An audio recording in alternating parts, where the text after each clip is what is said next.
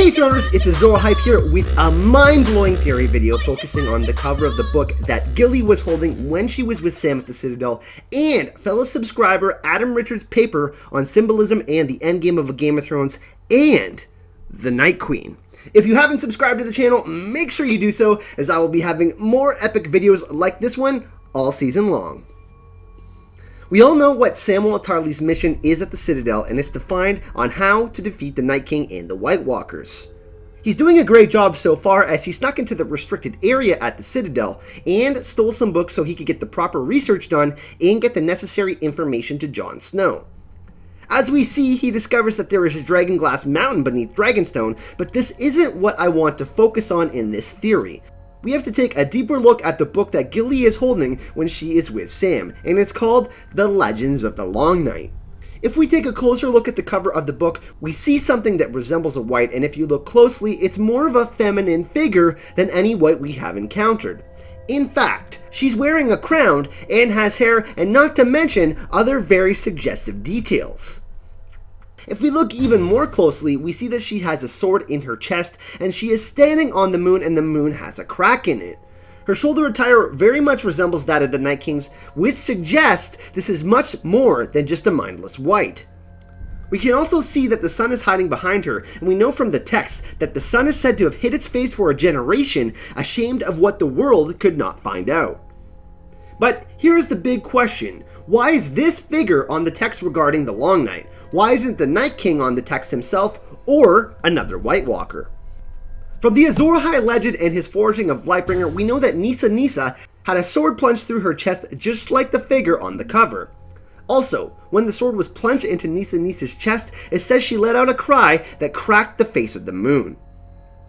As well, in the world of Ice and Fire, from the Yi Ti legends, it spoke of a woman with a monkey's tail whose deeds averted certain disaster of the Long Night, and we can see that right there on the cover of the book as well.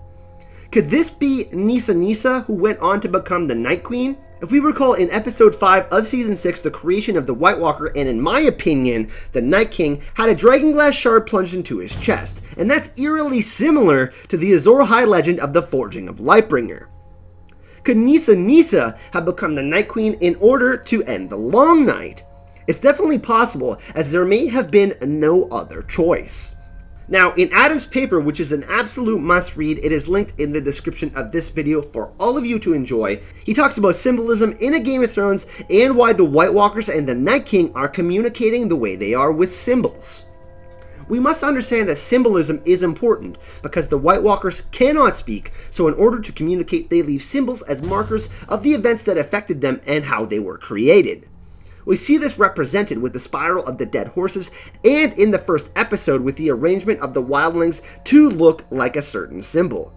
Now, these symbols show up in our own human history, such as the Tree of Life, hurricanes, and spiral galaxies. But what exactly are the White Walkers and the Night King trying to say? Which brings me to the point of this video and the endgame of A Song of Ice and Fire and A Game of Thrones. The Pact of Ice and Fire. The Pact of Ice and Fire was an agreement between House Stark and House Targaryen during the Targaryen Civil War of the Dance with Dragons. Prince Jacaerys Velaryon flew to Winterfell to gain the help of the Starks for his mother, Queen Rhaenyra, in the conflict. By giving the Targaryens his support, the Royal Pact called for a Targaryen princess to marry in the Stark family. After the Civil War ended, the pact went on to be unfulfilled, as a Targaryen princess never married into the Stark family.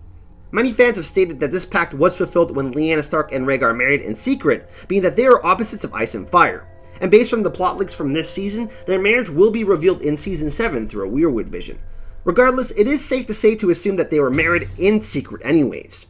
The catch here is that Rhaegar is a prince and not a princess. And other people went on to say if that Daenerys and Jon marry, this will also fulfill the pact, but not so fast. Jon Snow is a Targaryen first and foremost, based on the blood of his father, and you go by your father when it comes to lineage. Based on these two different marriages, we can still see that the Pact of Ice and Fire has not and will not be fulfilled in these marriages. I believe the pact will be fulfilled, however, when Daenerys becomes the Night Queen 2.0. How fitting would it be if the Song of Ice and Fire concluded in the pact of the same name, the Pact of Ice and Fire? It would be crazy if Daenerys balances out the equation, and we see the symbol Phi at Drogo's funeral pyre, so the birth of the dragons suggests this could be the case. And hey, Daenerys becoming the fire version of a White Walker to restore balance, I'm all for that. But what do you think? Have we been misled? Was Lightbringer never truly a sword? And is Nisa Daenerys going to become the Night Queen? Let me know your thoughts in the comment section. Make sure you leave a comment for Adam, as he will be discussing his paper with all of you awesome Throners in the comment section. If you enjoyed this video, a like would be much appreciated, so let's set a goal of 1,000 likes for this video. That's never happened on the channel before, but since this theory is awesome, I think we can do it.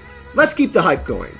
And if you haven't subscribed to the channel, make sure you do so, as I will be uploading awesome videos like this every day. That's right, every fucking day, for all of you awesome Throners for Game of Thrones Season 7.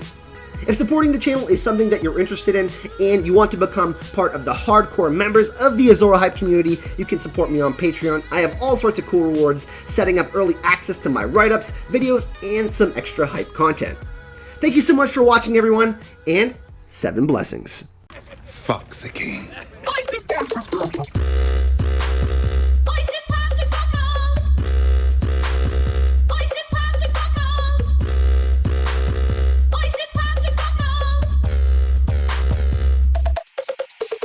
How much for your little fam?